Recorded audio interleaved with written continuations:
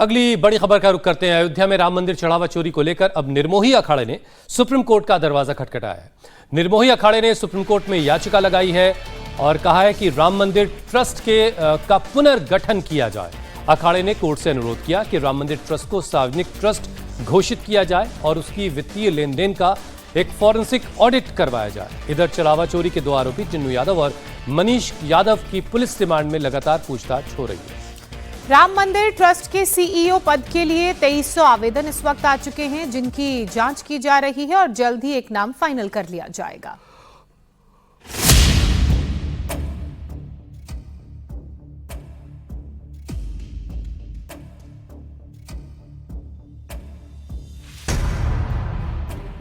राम मंदिर में चढ़ावा चोरी को लेकर अयोध्या पुलिस चोरी के मास्टरमाइंड कहे जाने वाले राम शंकर यादव उर्फ टिन्नू यादव और उसके भतीजे मनीष यादव से रिमांड में पूछताछ कर रही है। मंदिर में हुई चोरी को लेकर चाचा भतीजे की जोड़ी से सवाल पर सवाल हो रहे हैं, तो वहीं मंदिर में एसआईटी अपनी रिपोर्ट को अंतिम रूप देने में जुटी है। इन सबके बीच इस मामले में अब एक नया ट्विस्ट आ गया है।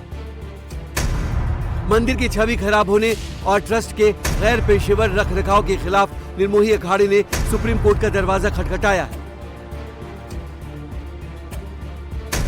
निर्मोही अखाड़े ने सुप्रीम कोर्ट में याचिका दाखिल कर श्री राम जन्मभूमि तीर्थ क्षेत्र ट्रस्ट के पुनर्गठन की मांग की है। अखाड़े ने कोर्ट से अनुरोध किया है कि राम मंदिर ट्रस्ट को सार्वजनिक ट्रस्ट घोषित किया जाए और उसके वित्तीय लेन देन का फॉरेंसिक ऑडिट कराया जाए।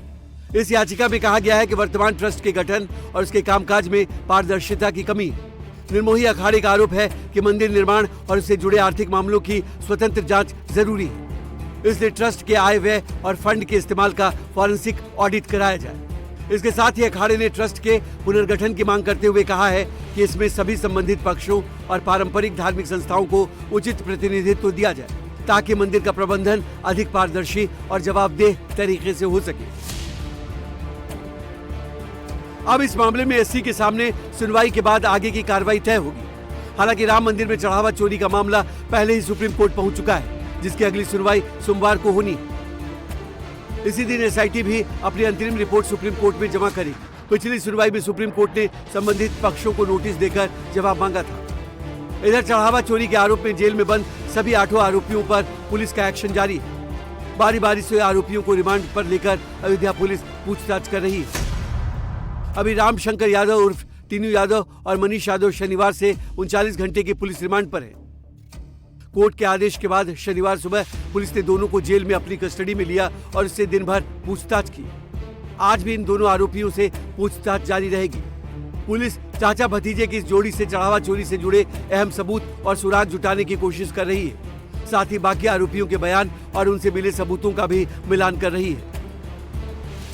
राम मंदिर दानपात्र चोरी के आरोप के मामले में टिन्नू यादव और उनके भतीजे मनीष यादव की कस्टडी रिमांड हो चुकी है। मेडिकल चेकअप कराने के बाद अब उन दोनों से एसओजी कार्यालय में पूछताछ की जा रही है कि टिन्नू यादव और मनीष यादव से बकायदा आज पूछताछ की जा रही है।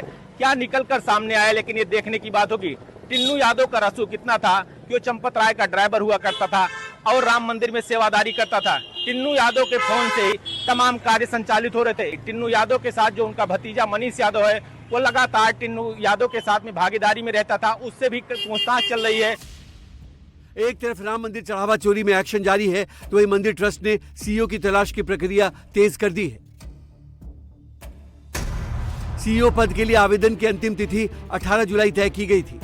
इस पद के लिए अब तक करीब 2300 आवेदन प्राप्त हो चुके हैं। हालांकि अंतिम आंकड़े अभी सामने नहीं आए। अब इन आवेदनों की जांच और पात्र कैंडिडेट को चुनने की प्रक्रिया शुरू कर दी गई है।